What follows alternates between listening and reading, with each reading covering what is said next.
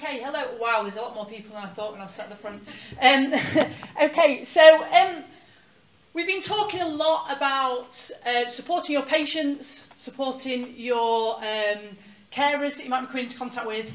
And I'm going to talk for the next maybe 10 minutes around the support for you around dementia. So my name's Grace. I'm from an organisation called Dementia for the Elderly. We work in conjunction with Age UK on the Dementia Advice Service. So for us, dementia is our world. We live in the dementia world. We look and help support people through that whole process. And I know for you, you've got a really complicated map of people that you're supporting, and I don't know how you do it. I don't know how you keep it all in your head. When different people might come through your door to go, okay, this could be anything that's coming through my door. I think that's absolutely amazing. So I wanted to think about how we can support you, really. Now, we've talked a lot when we talk about patients who present with dementia or are caring for somebody living with dementia. Often people feel out in the wilderness. They just feel like there's no support there for them at all. Now, you might be sat here thinking, well, hold on a minute, we've just had half an hour's worth of conversation about all the amazing things that there are in Sheffield for people living with dementia and their carers.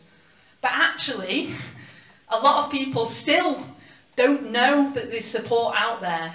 So for us, it's really important that you take that message today home with you, back into your surgery, whatever you do in your surgery, to look at making sure that people link into that support and make sure that they get that support around dementia. Is really, really important. So I was talking a little bit about the support there is for you. You might see some of our colleagues here, they've got a little badge on their lanyard. That's because they've been to Dementia Stars. It's delivered through the Dementia Advice Service. That is some training around dementia. So if you've got staff, if you've got volunteers that are supporting a lot of patients living with dementia, and you'd like to know a little bit more about dementia, the non-clinical element of it, how you might be able to support, then you are welcome to come along to Dementia Star sessions. Your staff are welcome to come along to those sessions as well. The feedback, to be honest, is exceptional. So many people come to me and talk to me about how much they get out of it. And there's a dual purpose here, because we've talked a lot about supporting your patients, and yes, it will help you support your patients, but you guys go home. Some of you guys in this very room here today will know somebody living with dementia, whether that is your parent, whether that is your friend, whether that's your neighbour.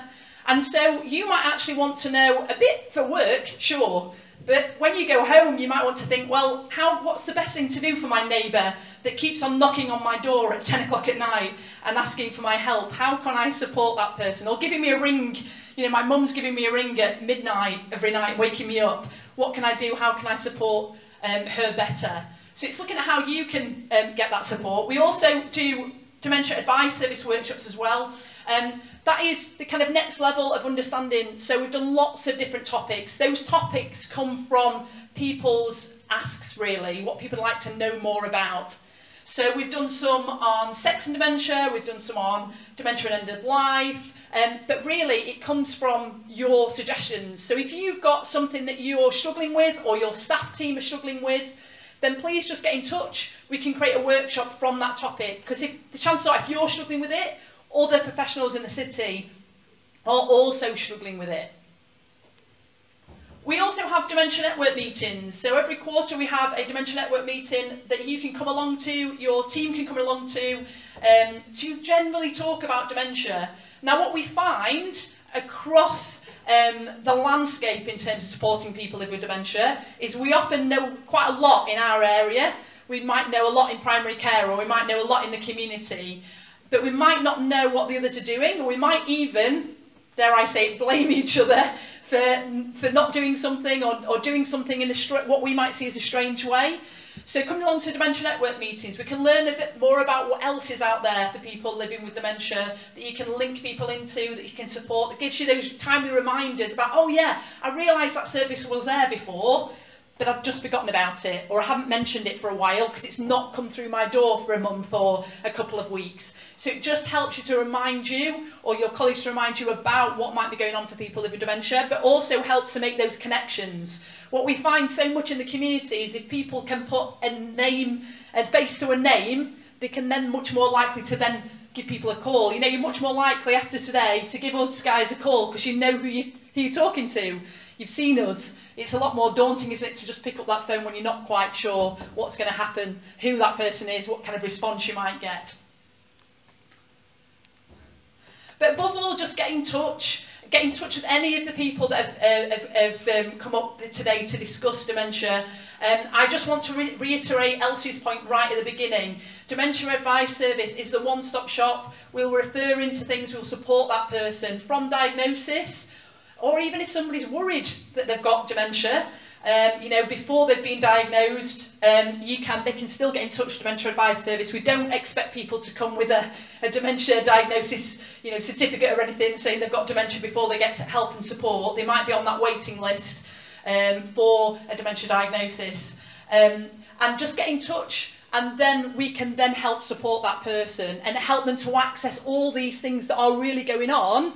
But if, you know, there are still people out there that say, what is there for people living with dementia in the city? And as you can tell, there's so much going on that if people don't know, and you guys in this room are the very people that people living with dementia really trust, and really can open doors for people because they trust your judgment. They trust that what you're going to say is going to be really beneficial to them in their dementia experience. And we know the difference it can make because we saw what happened through the pandemic when everything stopped. The impact of that for people living with dementia was actually, we found that people living with dementia just progressed so quickly because they didn't have the opportunity to see each other, to get in a car, to go out for a walk, to go to choir, to go to an allotment, whatever it is they were doing stopped, and they just progressed through their dementia a lot quicker during those 2 years. So I'll pass back to Sarah.